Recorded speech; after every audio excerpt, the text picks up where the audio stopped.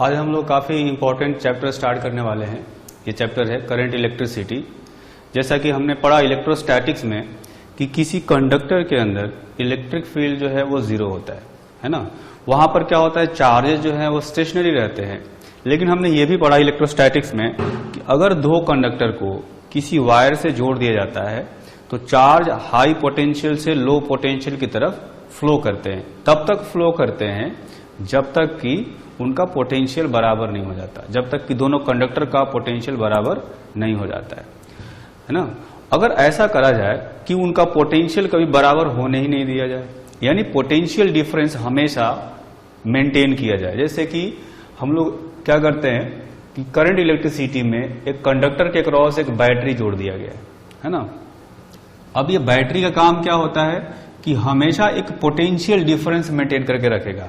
मतलब ये जो कंडक्टर है इसके दो एंड के बीच में, यहां पर और यहां पर, ठीक है, इस एंड और इस एंड के बीच में कुछ पोटेंशियल डिफरेंस मेंटेन रहेगा। तो चार्ज जो है हमेशा हाई पोटेंशियल से लो पोटेंशियल की तरफ फ्लो करता रहेगा। ठीक, अब यहां पर मैं जिस कंडक्टर की बात कर रहा हूं ये वैसा कंडक्टर नहीं है जिसमें कि बिल्कुल फ्री इलेक्ट्रॉन्स जो थे वो भरे हुए थे। यहां पर क्या है, इसका कुछ अपना रेजिस्टेंस भी है। मतलब कि जो चार्जेज मूव करते हैं उनके मोशन में कुछ रेजिस्टेंस भी ये अप्लाई करता है।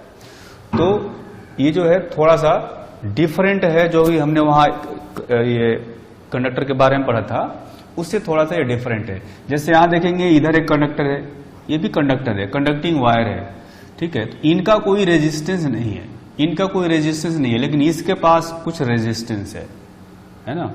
तो यहां पर पोटेंशियल डिफरेंस भी हमेशा बना रहेगा। और जब ये बैटरी पोटेंशियल डिफरेंस मेंटेन करेगा तब इसमें से चार्ज फ्लो करेंगे। तो बेसिकली करंट को डिफाइन किया जाता है कि it is rate of flow of charge through a cross section of conductor. तो यहां पर रेट का मतलब है टाइम रेट, मतलब एक सेकेंड में कितना चार्ज किसी क्रॉस सेक्शन से क्रॉस करेगा वो हो गया करंट। जैसे ये कंडक्टर है, अगर इस पर मैं एक क्रॉस सेक्शन ले लेता हूं, ये वाला क्रॉस सेक्शन, तो एक सेकेंड में कितना चार्ज यहां से क्रॉस करेगा उसको हम लोग यहां पर करंट कहते हैं। ठीक, तो जैसा कि कहा कि इसमें चार्जेज मोशन में होते हैं। तो होता क्या है कि इसमें जो पॉजिटिव चार्ज हैं वो तो बाउंडेड रहते हैं हमेशा, वो ट्रेवल नहीं करते, लेकिन जो फ्री इलेक्ट्रॉन्स होते हैं वो ट्रेवल करते हैं। तो अगर यहां पर बैटरी ऐसे लगाया गया है तो इलेक्ट्रिक फील्ड कहीं ऐसे होगा और इसमें इलेक्ट्रॉन्स जो है वो इलेक्ट्रॉन्स जितने भी होंगे ये इलेक्ट्रिक फील्ड के ऑपोजिट डायरेक्शन में चल रहे होंगे। ठीक, तो एक्चुअली में करंट जो है वो इलेक्ट्रॉन के मोशन की वजह से होता है। अगर बाय चांस कहीं पर पॉजिटिव चार्ज भी चल रहा हो, जैसे कि जो है इलेक्ट्रोलाइटिक सेल में होता है, वहां पर अगर सोल्यूशन होता है तो वहां पर आयंस मूव करते हैं, पॉजिटिव आयंस भी मूव करते हैं, निगेटिव आयंस भी मूव करते हैं। तो जब पॉजिटिव चार्ज भी चल रहा हो तो उसके कारण से भी करंट जोड़ेंगे, निगेटिव चार्ज चल रहा हो तो उसके कारण से भी करंट जोड़ेंगे। तो मतलब कि हमें ये देखना होता है कि नेट चार्ज किसी क्रॉस सेक्शन को एक सेकेंड में कितना क्रॉस कर रहा है, ये हो गया करंट। करंट का जो डायरेक्शन होता है, direction of current is along flow of positive charge, flow of positive charge and opposite to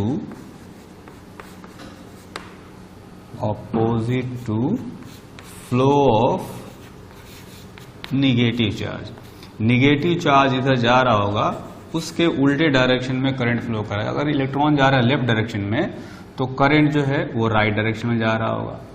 और अगर इलेक्ट्रॉन निगेटिव में जा रहा है तो जो भी पॉजिटिव चार्ज होगा वो राइटवर्ड डायरेक्शन में जाएगा। हालांकि यहाँ पर पॉजिटिव चार्ज बॉन्डेड होता है, अगर बाई चांस कोई पॉजिटिव चार्ज चलने वाला हो तो ये इलेक्ट्रॉन के उल्टा डायरेक्शन में चलेगा। तो दोनों के कारण से करंट की जो वैल्यू है वो निकाल करके ऐड करेंगे। मतलब इलेक्ट्रॉन चल रहा है उल्टा, लेकिन वो भी करंट उधर ही फ्लो करा रहा होगा, और अगर पॉजिटिव चार्ज चल रहा है इलेक्ट्रिक फील्ड के डायरेक्शन में तो वो भी करंट उधर ही फ्लो करा रहा होगा। तो दोनों के कारण से करंट जो है हम लोग यहाँ पर जोड़ देंगे, ठीक है। लेकिन हम लोग जो यहाँ पर करंट इलेक्ट्रिसिटी पढ़ेंगे इसमें सिर्फ इलेक्ट्रॉन के मोशन के कारण से करंट फ्लो करता है, इसलिए सिर्फ उसी के मोशन को हम लोग कंसीडर करेंगे, ठीक। अब जो है जैसे ये जो करंट है इसको दो पार्ट्स में डिवाइड करते हैं। करंट जो है ये दो टाइप का होता है, एक तो होता है instantaneous current,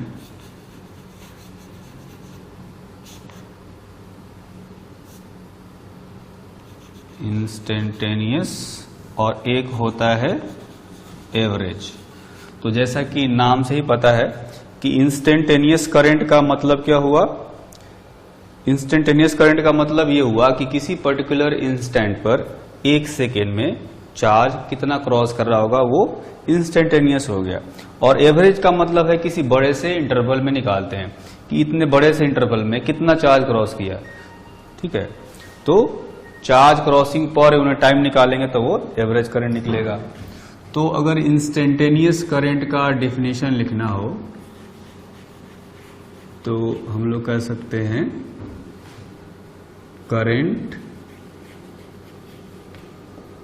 eight an instant, और एट एन इंस्टेंट का मतलब क्या हो गया, इसको हम लोग कुछ इस तरह से लिखेंगे, जब भी कोई इंस्टेंटेनियस वैल्यू निकाली जाती है तो उसको हम लोग डिफरेंशिएशन करके निकालते हैं। तो यहां भी dq बाई dt यानी rate of flow of charge जो है डिफरेंशिएशन करके निकालेंगे, ये इंस्टेंटेनियस करंट बताएगा। और अगर बात करें एवरेज करंट की तो एवरेज करंट जो है ये होता है करंट इन लार्ज इंटरवल, और इसकी जो वैल्यू है एवरेज करंट की कैसे लिखते हैं, ये हो गया delta Q divided by delta T, है ना, where delta Q is the charge flown through a cross section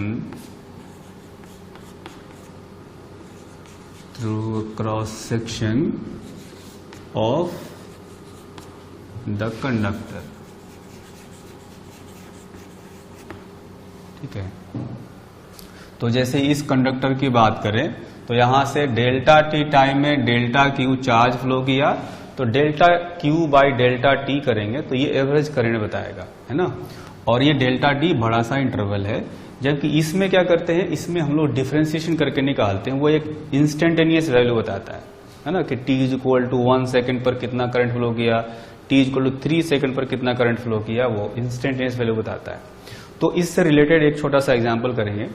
यहां पर क्वेश्चन में कहा गया है charge crossing cross section of conductor at time t is given by Q is equal to 3t square plus 5t plus 4 coulomb, then find instantaneous current at t is equal to 2 second. तो देखेंगे instantaneous में क्या पूछा गया है, exactly एक time दिया गया है कि उस टाइम पर बताओ करंट की वैल्यू, और दूसरे में पूछा गया average current in the interval of 0 second to 2 second, 0 से 2 सेकेंड के बीच में हमें एवरेज करंट निकालना है। तो यहां पर एक इंटरवल दिया हुआ है कि इस इंटरवल में एवरेज निकालो, और यहां पर एक टाइम दिया गया कि इंस्टेंट दिया गया है, ठीक।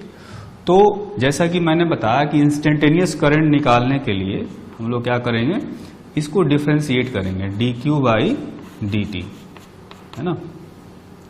तो इसका डिफरेंशिएशन आएगा 6t प्लस 5 और 4 का डिफरेंशिएशन हो जाएगा 0, है ना। अब इसमें कहा गया है कि at t is equal to 2 second, 2 second पर निकालना हो तो इसी इंस्टेंटेनियस करंट की जो वैल्यू होगी कितना हो जाएगा 6 इंटू टू प्लस 5 यानी कि 17 एम्पियर। ये हो गया। अब दूसरा वाला पार्ट करेंगे, एवरेज करंट निकालना है।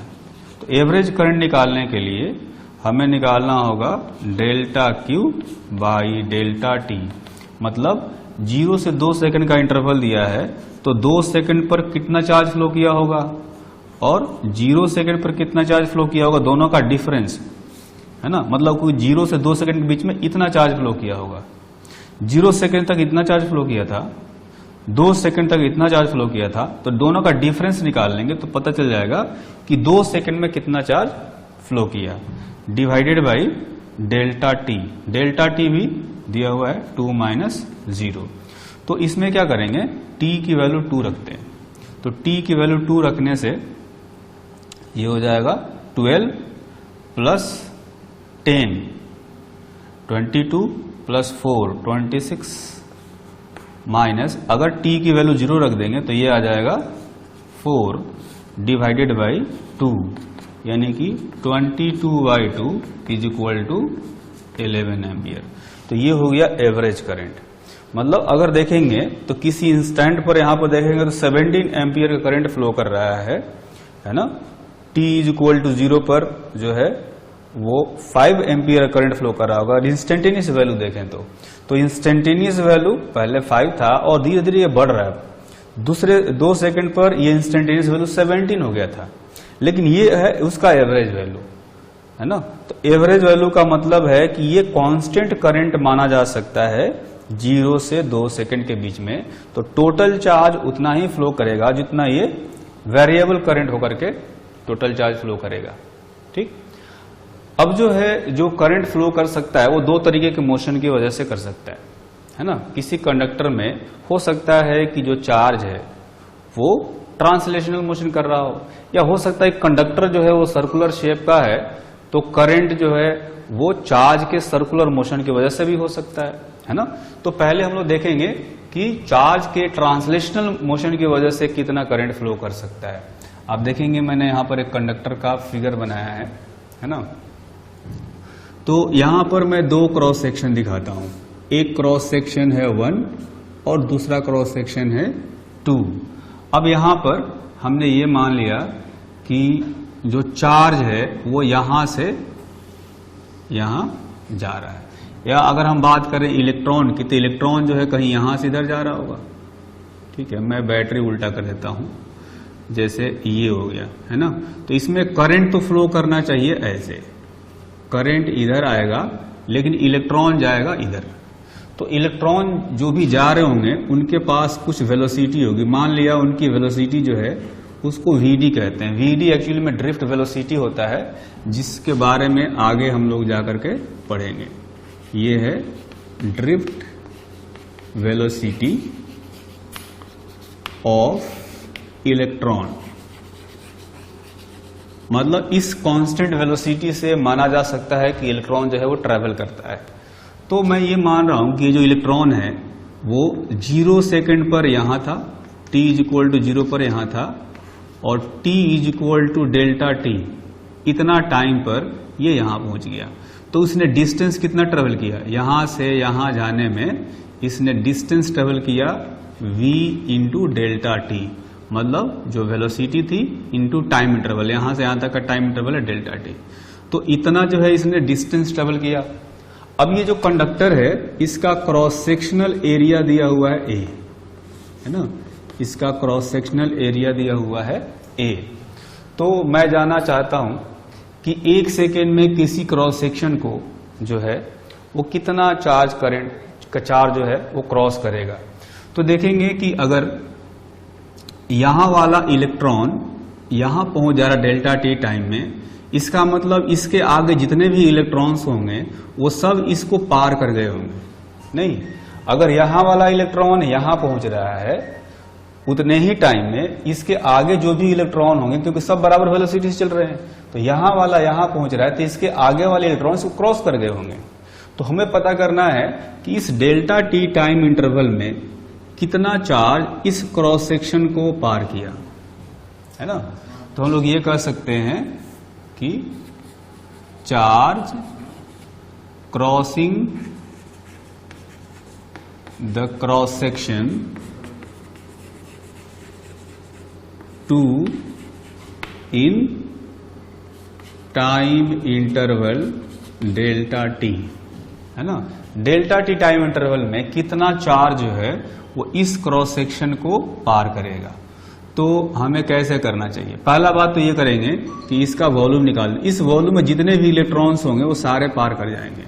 तो ये वॉल्यूम आएगा, एरिया दिया हुआ है ए और ये लेंथ हो गया v into delta T. V D velocity है और डेल्टा टी जो है टाइम इंटरवल है। तो इतना डिस्टेंस हो गया ये वाला और ये एरिया, ये वॉल्यूम हो गया, है ना। और एक इलेक्ट्रॉन डेंसिटी होता है n, मतलब कि number of free electrons per unit volume. n होता है नंबर ऑफ फ्री इलेक्ट्रॉन्स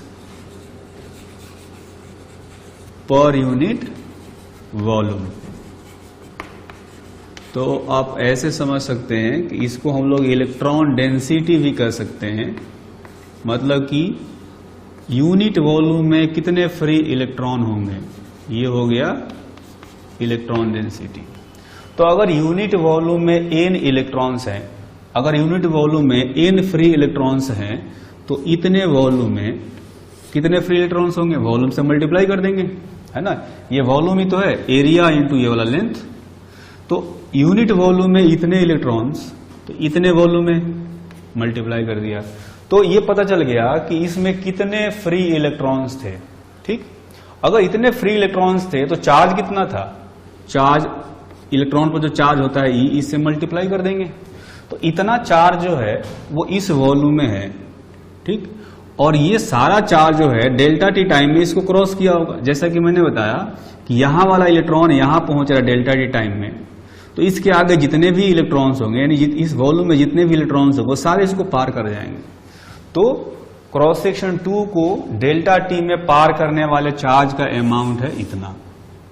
ठीक, तो अगर मैं निकालूं करंट, तो करंट का मतलब होता है, ये एक तरह से कहें कि डेल्टा क्यू हो गया, इतना चार्ज उसको पार किया, तो delta Q by delta T निकालेंगे तो देख सकते हैं इसमें से डेल्टा टी डिवाइड करेंगे तो क्या आएगा N E A V D, है ना। तो ये एक बहुत ही इंपॉर्टेंट फॉर्मूला है, I is equal to N E A into V D, जहां पर n जो है फ्री इलेक्ट्रॉन डेंसिटी है, E एक इलेक्ट्रॉन पर चार्ज है, और ये A जो है इस कंडक्टर का क्रॉस सेक्शनल एरिया है, VD जो है ड्रिफ्ट वेलोसिटी है। तो कह सकते हैं यहां पर A जो है क्रॉस सेक्शनल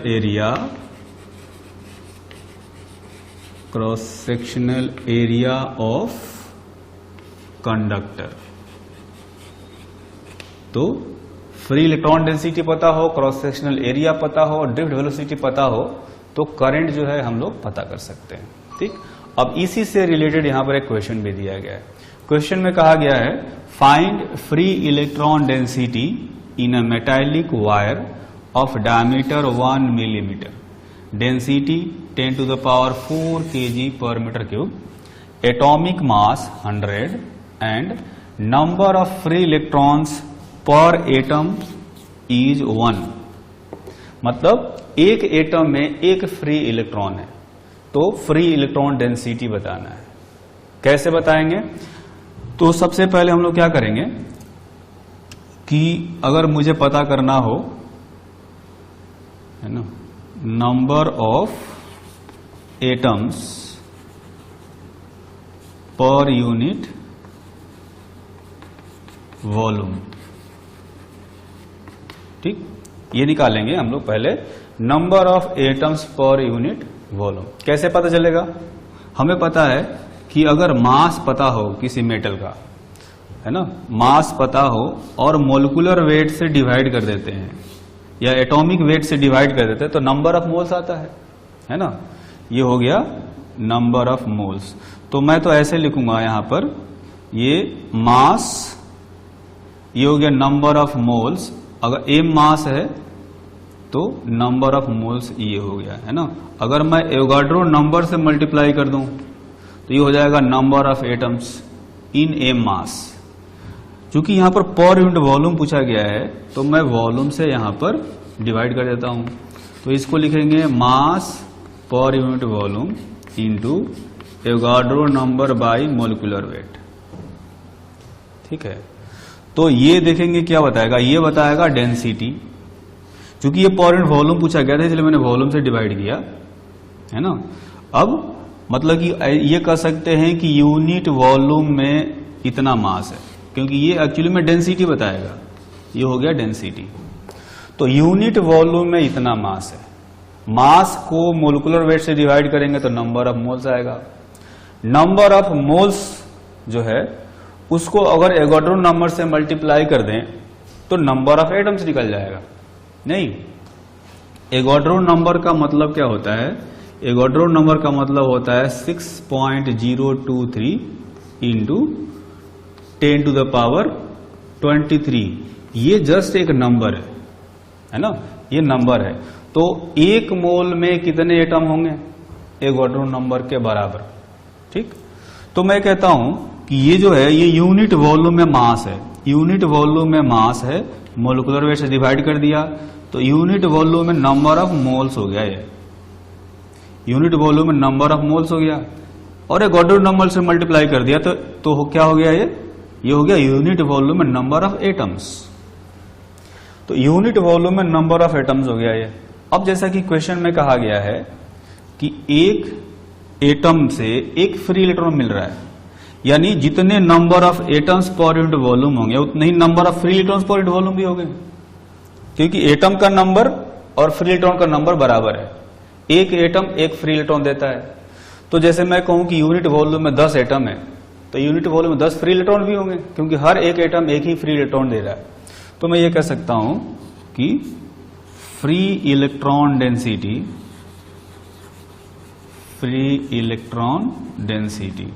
का मतलब क्या होता है, नंबर ऑफ फ्री इलेक्ट्रॉन पर यूनिट वॉल्यूम।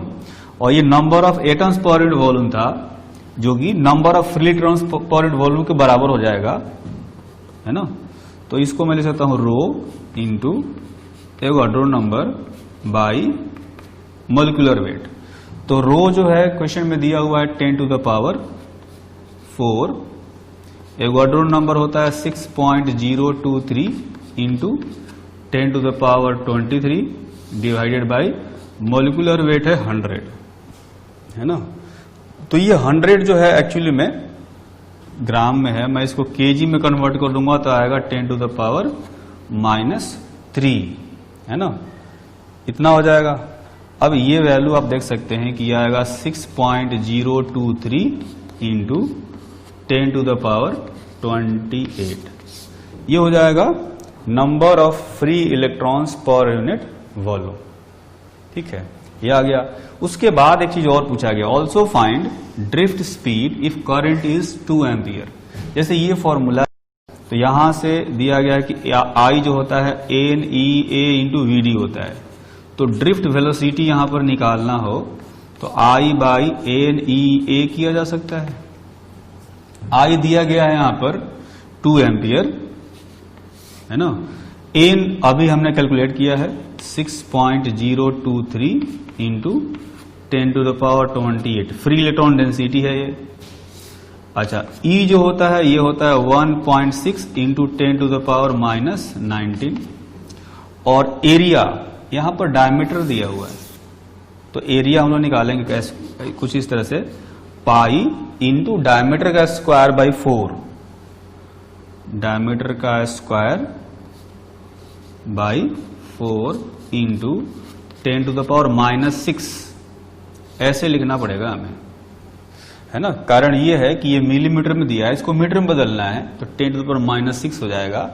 तो पाई एक्चुअली में पाई आर स्क्वायर होता है, यहां डायमीटर दिया है तो पाई डायमीटर का स्क्वायर बाई 4 हो जाएगा। ठीक, अब इसको आप सोल्व करेंगे तो ड्रिफ्ट वेलोसिटी की वैल्यू आएगी 2.65 इंटू 10 टू द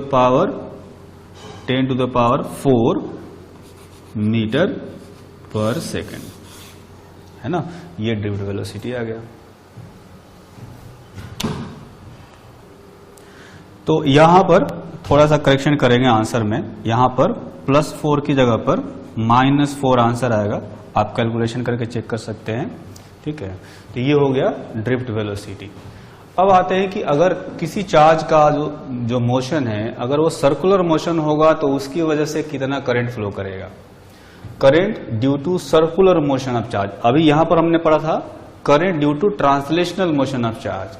अगर मान लिया जाए कि कोई चार्ज जो है ये सर्कुलर मोशन कर रहा है, जैसे कि इलेक्ट्रॉन है वो एटम के अंदर न्यूक्लियस के अराउंड सर्कुलर मोशन करता रहता है, तो वो भी एक तरह से करंट प्रोड्यूस करता है, एक इक्विवेलेंट करंट जनरेट करता है ना। आपने ध्यान दिया होगा कई सारे ऐसे मटेरियल होते हैं जो कि मैग्नेट जैसा बिहेव करते हैं। तो मैग्नेट का जो बेसिक कॉन्सेप्ट है वो क्या है? मैग्नेट का बेसिक कॉन्सेप्ट यही है कि एटम्स के अंदर जो इलेक्ट्रॉन घूमते रहते हैं वो एक्चुअली में एक सर्कुलर करंट है। सर्कुलर करंट की वजह से जो है एक मैग्नेटिक फील्ड प्रोड्यूस होता है ना। जो मतलब सर्कुलर करंट की वजह से जो मैग्नेटिक फील्ड प्रोड्यूस हो रहा है, या सर्कुलर करंट का जो सिस्टम है वो एक छोटा छोटा मैग्नेट जैसा बिहेव करता है ना। मैग्नेटिक डायपोल बोलते हैं उसको। तो किसी एटम के अंदर खूब सारे ऐसे जो है मैग्नेटिक डायपोल्स हो सकते हैं, क्योंकि खूब सारे इलेक्ट्रॉन्स होते हैं अंदर, तो अब सबके सब किसी न किसी सर्किल में घूम रहे होते हैं, तो खूब सारे मैग्नेटिक डायपोल्स होते हैं। जब उनका ओरिएंटेशन जो है रैंडम होता है तो मैग्नेट जैसा बिहेव नहीं करता है ना, मतलब कोई मैग्नेटिक फील्ड क्रिएट नहीं करता। लेकिन जब उनका ओरिएंटेशन एक डायरेक्शन में हो जाता है सारे डायपोल्स का, तो वही मैग्नेट बन जाता है और वो मैग्नेटिक फील्ड क्रिएट करने लगता है, ठीक। तो वैसा ही कुछ मोशन यहां भी हो रहा है। एक चार्ज है Q जो कि सर्कुलर मोशन कर रहा है। तो अगर मैं मान लेता हूं कि ये क्रॉस सेक्शन है ना, इस क्रॉस सेक्शन से ये बार बार क्रॉस करेगा, जो चार्ज है वो चार्ज एक ही है ना। तो मैं ये कह सकता हूं कि अगर इसकी फ्रीक्वेंसी जो है n है, n जो है फ्रीक्वेंसी ऑफ रिवॉल्यूशन, तो t जो हो जाएगा ये हो जाएगा टाइम पीरियड ऑफ रिवॉल्यूशन। तो आप ऐसे समझ सकते हैं कि अगर ये Q चार्ज है, अगर 1 सेकेंड में 5 बार ये इस क्रॉस सेक्शन को पार करता है, यानी 5 रिवॉल्यूशन पूरा करता है, अगर उसकी फ्रीक्वेंसी 5 है तो 1 सेकेंड में 5 बार इसको पार करेगा। 5 बार पार करेगा तो मैं तो ये कहूंगा कि इस क्रॉस सेक्शन से 1 सेकेंड में 5Q चार्ज क्रॉस किया है ना। यानी कि number of your total charge crossing per unit time should be equal to charge multiplied by its frequency. तो इक्विवेलेंट करंट जो कहा जाएगा यहां पर, equivalent current is equal to I is equal to charge into frequency, है ना। मैंने जैसे बताया कि अगर उसकी फ्रीक्वेंसी 5 है तो 1 सेकेंड में 5 बार इसको पार करेगा, ठीक। तो मैं कहूंगा कि 1 सेकेंड में 5Q चार्ज पार किया। अगर इसकी फ्रीक्वेंसी n है तो n इंटू Q चार्ज जो है 1 सेकेंड में पार करेगा। तो मैं ये कहूंगा कि जो करंट है वो हो गया Q इंटू n। तो ध्यान रखना है, करंट निकालना हो सर्कुलर मोशन में तो यहां पर क्या लेंगे, एक तो लेंगे चार्ज और उसकी फ्रीक्वेंसी, दोनों को मल्टीप्लाई कर देंगे तो करंट निकल जाएगा, है ना। तो यहां पर हम लोग इसको ऐसे भी लिख सकते हैं Q बाई T, यानी Q बाई टाइम पीरियड। तो ट्रांसलेशनल मोशन में करंट निकाला हमने, I is equal to NEAVD आया था, और सर्कुलर मोशन में जो करंट आया वो आया चार्ज इंटू फ्रीक्वेंसी, ठीक। अब एक टर्म यूज होता है यहां पर जिसको कहा जाता है करंट डेंसिटी, है ना। एक्चुअली में जैसे अपने पास कोई कंडक्टर है ना, ये कंडक्टर है, तो अब यहां से करंट जा रहा होगा, तो करंट जो है एक्चुअली में ये जो पूरा क्रॉस सेक्शन है हर जगह से चार्जेज निकल रहे होंगे, मतलब यहां से भी चार्ज निकल रहा होगा, हर पॉइंट से जो है वो चार्जेज निकल रहे होंगे। तो यूनिट एरिया से कितना चार्ज निकल रहा है 1 सेकेंड में, उसको कहा जाता है करंट डेंसिटी। मतलब करंट डेंसिटी लिखना हो तो मैं लिखूंगा current per unit cross sectional area, है ना। मतलब कि ये करंट फ्लो होने का मतलब क्या है कि इस क्रॉस सेक्शन के हर पॉइंट से जा रहा है। तो जैसे ये क्रॉस सेक्शन है, इसका यूनिट एरिया से कितना करंट जा रहा होगा उसको हम लोग कहते हैं करंट डेंसिटी। ऐसा भी हो सकता है कि जैसे कोई कंडक्टर है ना, अब यहां पर किसी ने क्रॉस सेक्शन को ऐसे टेढ़ा कर दिया, ऐसा काट दिया इसको, तो अब इसका एरिया जो है वो तो ऐसे आएगा कहीं, ये हो गया एरिया, ठीक।